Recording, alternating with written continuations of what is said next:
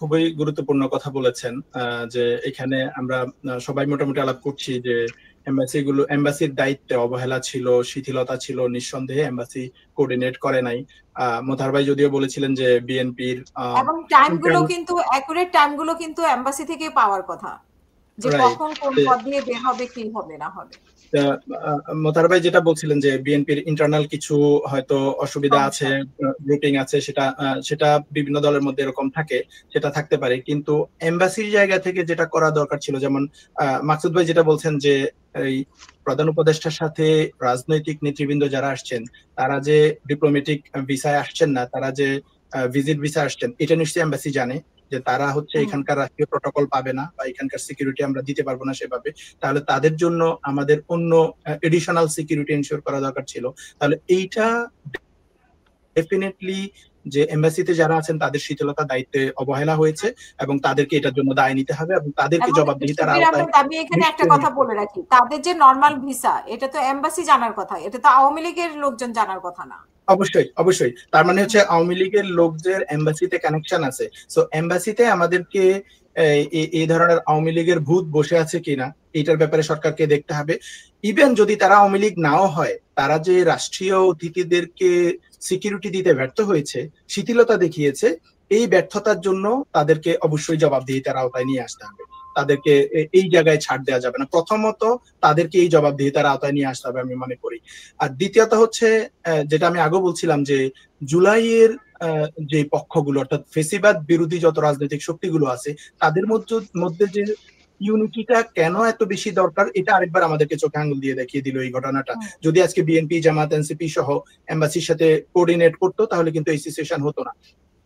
আর আমি আরেকটা জিনিস এখানে অ্যাড করতে চাই যে এই এই আক্তার হোসেন ইভেন তাকে অ্যাটাক করার পরেও পরবর্তীতে গিয়ে আক্তার হোসেন স্লোগান দিয়েছে ইনকালাব জিন্দাবাদ, এবং তার যে এনথুজিয়াজম সে দেখিয়েছে, ডেডিকেশন দেখিয়েছে যে আমি ভীত না, আমরা জুলাইয়ের শক্তি, আমাদের যে স্ট্রেংথ, জনগণের যে পাওয়ার আমাদের সাথে আছে, এইটা একটা বড় জিনিস। যে কেউ হয়তো মনে করতে পারে যে আমি ভয় পাইয়ে দিলাম, তাকে ঘরে ঢুকিয়ে দিলাম, ব্যাপারটা এরকম না। আক্তার হোসেন এখানে তার সাহসিকতাটা দেখিয়েছে এবং আমি মনে করি এটাই জুলাইয়ের স্পিরিট, যে আমাদের উপর যত হামলা করবা, অ্যাটাক করবা, আমাদের অপমান করার চেষ্টা করবা, গালাগালি করবা, আমরা আবার ঘুরে দাঁড়াবো। আমরা এমন না যে তোমাদের ভয়ে আমরা পালিয়ে যাব।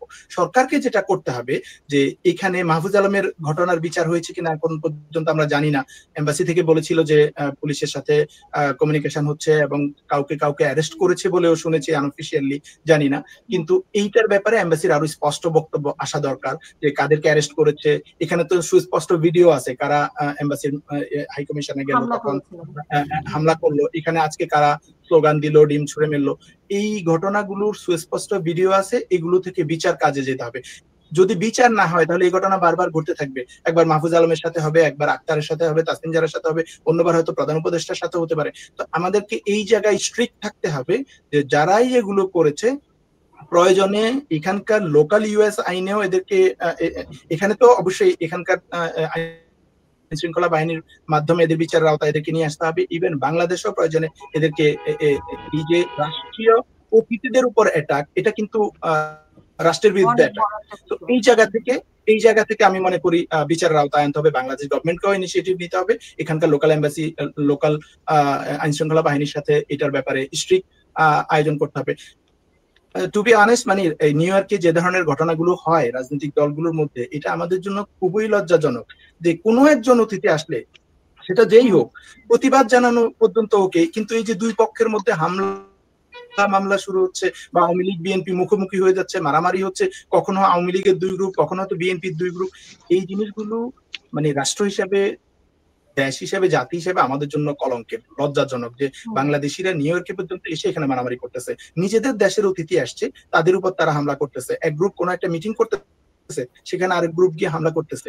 এই কালচারটা পরিবর্তন কিভাবে হতে পারে, এটা নিয়ে রাজনৈতিক নেতাদের চিন্তা করা উচিত।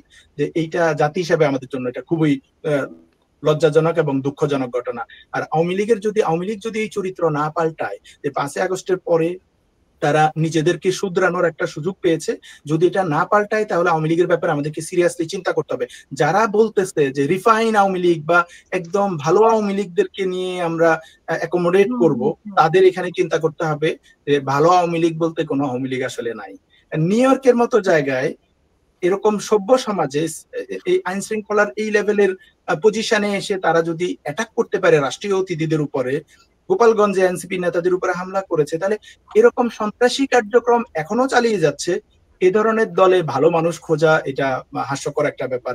আমার মনে হয় এই ছাত্রলীগকে যেভাবে নিষিদ্ধ করা হয়েছে, আওয়ামী লীগকে কার্যক্রম সাময়িকভাবে স্থগিত করেছে, আমার মনে হয় এগুলোর বাইরে গিয়ে আমাদেরকে স্ট্রিক্ট হইতে হবে যে এরকম একটা সন্ত্রাসী দল, এটা কোনো রাজনৈতিক দল না, এটা একটা সন্ত্রাসী দল।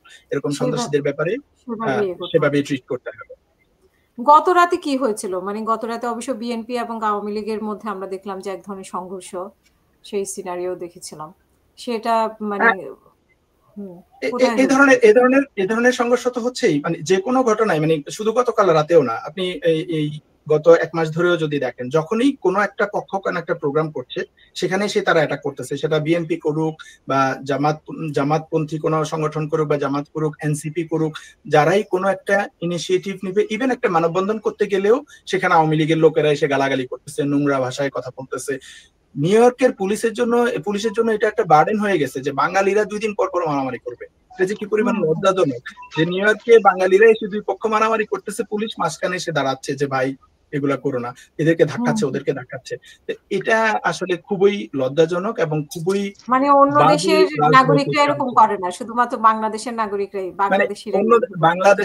বাংলাদেশিরাই বেশি, অন্য কেউ আর এরকম করে না আমি বলবো না, মানে টুকটাক হয় না এরকম না, হয় প্রতিবাদ বিক্ষোভ হয়, একজন একজনের বিরুদ্ধে স্লোগান দেয়, সেরকম পর্যন্ত হয়, কিন্তু এভাবে হামলা করা, গায়ের উপর এসে পড়া, ইভেন আক্রমণ করতে যাওয়া, পুলিশের সামনে পর্যন্ত আক্রমণ করতে চায়, এ ধরনের ঘটনা হয়েছে। আরো একটা ঘটনা দেখলাম যে একজন অ্যাক্টিভিস্ট আছেন এম রহমান মাসুম, ওনার উপরে অ্যাটাক করেছে এবং অ্যাটাক করে পুলিশকে কল করতেছে যে এম রহমান মাসুম আমাকে হামলা করতেছে, ওনার কাছে গান আছে, আমাকে হত্যা করতে সে নিউ জার্সি থেকে এসেছে। দেখেন, দুইজন সামনাসামনি কথা বলতেছে, পুলিশ এসে তো দেখছে যে দুইজনেই পুলিশের কাছে অভিযোগ করতেছে।